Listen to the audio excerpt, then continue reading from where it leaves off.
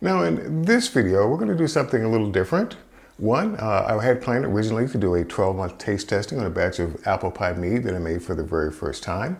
But I also decided that since I pasteurize my wines instead of using sulfites as stabilizers to stop the activity of the yeast, I wonder if there's a difference between a wine that's been pasteurized, or in this case a mead that's been pasteurized, and one that was not pasteurized. Needless to say, I won't be storing this one any length of time. This one's going to be drunk fairly quick. But this one is going to be more or less shelf stable for the next couple of years if need be. But is there going to be a difference in taste?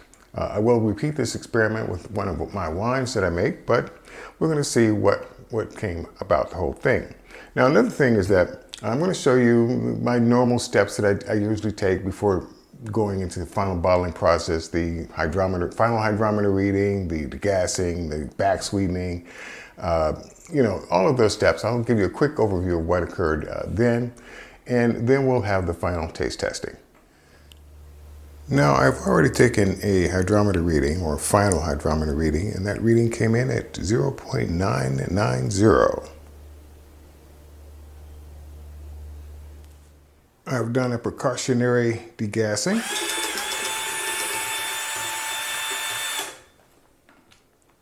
And because I like my mead a bit on the sweeter side, I'm going to back sweeten it just a bit. Now then, why are we pasteurizing our libation? It's simple. We want to stop the ability of the yeast to continue to produce CO2. Okay, why would we want to stop it from producing CO2? Well, if we put CO2 in a sealed container and it continues to produce more and more CO2, it's going to produce more and more pressure. And the end result of that is that the bottle is going to explode. And we don't want that to happen. So by bringing the temperature up to 165 degrees, we will effectively kill the yeast. Now, yeah, we could have used sulfites as a stabilizer to basically inhibit the growth of the yeast to prevent CO2 from building up and creating little bottle bombs. But because on this channel we don't use sulfites, this is the alternative.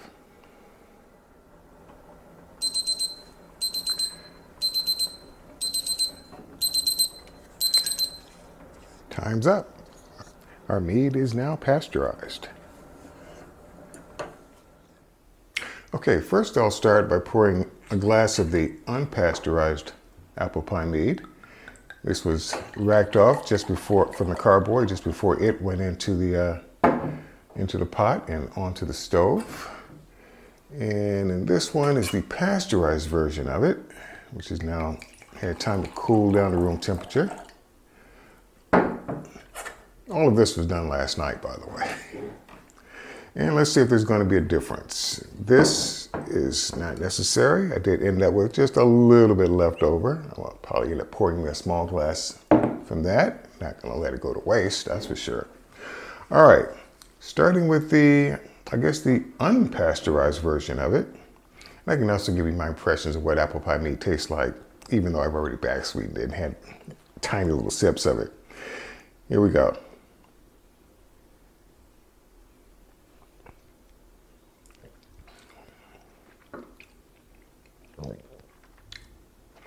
I like that cinnamon that kicks in later on. I think I like that. In terms of apple pie mead, you'd expect it to taste like apple pie.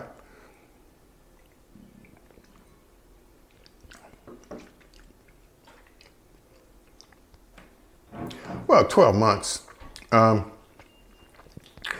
think you can use a little bit more aging. That little harshness in the back end, you can pretty much taste that. Oh, by the way, now that I've got it, pardon me for a second here, a few more particulars.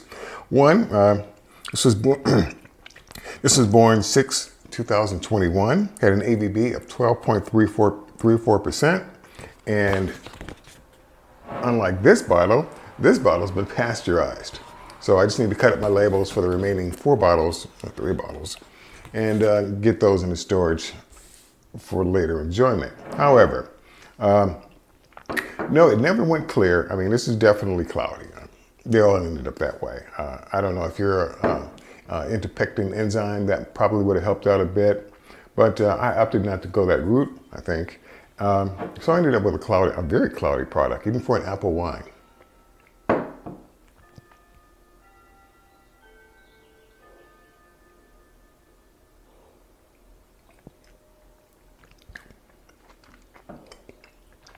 On the inhale, you get a little bit of the alcohol. Not so much in the mouth.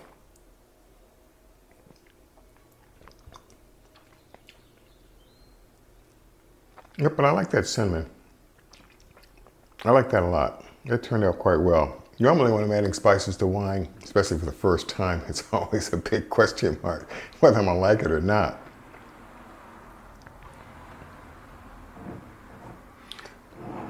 All right, set that one aside. Now let's try the pasteurized version. I'll keep this one close because I might want to do a quick side by side.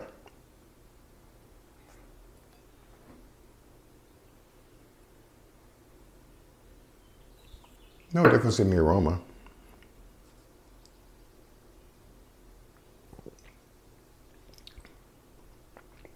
Really.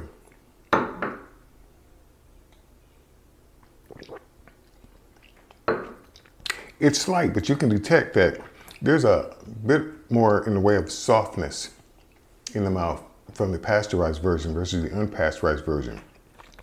To put it another way, the unpasteurized version has a, be sure before I say it. The unpasteurized version has more crispness to the overall taste versus the unpasteurized version, which again has a softer feel to it. So I guess that was one trade-off there. Apart from that,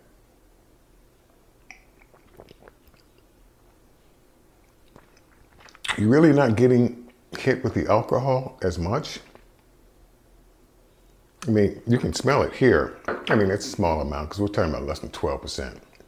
Well, it's like more than 12% ABV, so it's in there, but it's not as prominent in the pasteurized version. Now, again, let me say this real quick. This was pasteurized up to a temperature of 165 degrees and then taken off the stove immediately to cool down. So it didn't reach the evaporation point of alcohol, so there should not have been any reduction in the amount of alcohol in the final mead.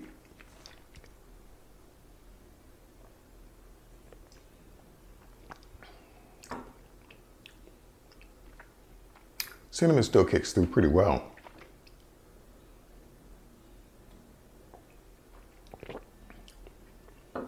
Yep, I'll simply say this. Slightly more crispness in the flavor of the wine, the character of the wine. A more softer, more rounded experience in the pasteurized version of the wine. Now, having said all that, because this channel, again, doesn't really rely on the use of sulfites, unless you're making a batch and you're ready to crack this bad boy open and down at the entire contents on a single pass, you really do need something that's going to inhibit or stop the growth of the yeast. And pasteurization will do it by, again, simply killing off the yeast to the point where it's no longer an issue. So you can put them in regular wine bottles and not have to worry about pressure or re-fermentation beginning again, especially after you back sweetened it. So the CO2 again builds up pressure. Next thing you know, you've got a bottle bomb scattering the contents of your wine or mead all over your storage area. So you got to do something. You can use, well, you're dealing with honey. So trying to deal with a non-fermentable honey substitute, I don't know if you really want to do that and still maintain the character of what it is you're trying to make. Again, this was back sweetened with honey, so that's what I did. So having pasteurized it, I can now put a cork on it, put a label on it, and put it away, knowing that I don't have to worry about any unforeseen circumstances occurring. So there again, this is my initial impression of my very first Apple Pie Mead. I can say that, yeah, I will make this one again. This is not one of those maybe, kind of, sort of, probably not, will I ever make it again types of meads. Yeah, I can see making this one again. This is either way.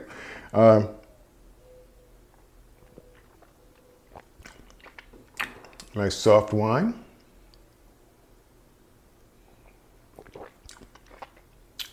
A bit crisper. But that being said, this would require a bit more aging, in my opinion. Take it for what it's worth. No, I have no problems with the pasteurized version of it at all. Not bad at all. My only concern now is that I now have 2 open bottles of wine that I have to deal with fairly quickly within the next day or 2. I'll figure something out. So again, hope you enjoyed this video. If you like what you see here, please click on the subscribe and notify buttons. And I will continue to do these more often. Better yet, become a member so that I can help pay for some of this stuff. These ingredients are not cheap. Or better yet, become a Patreon. Just show your love. So until the next video, I'll see you.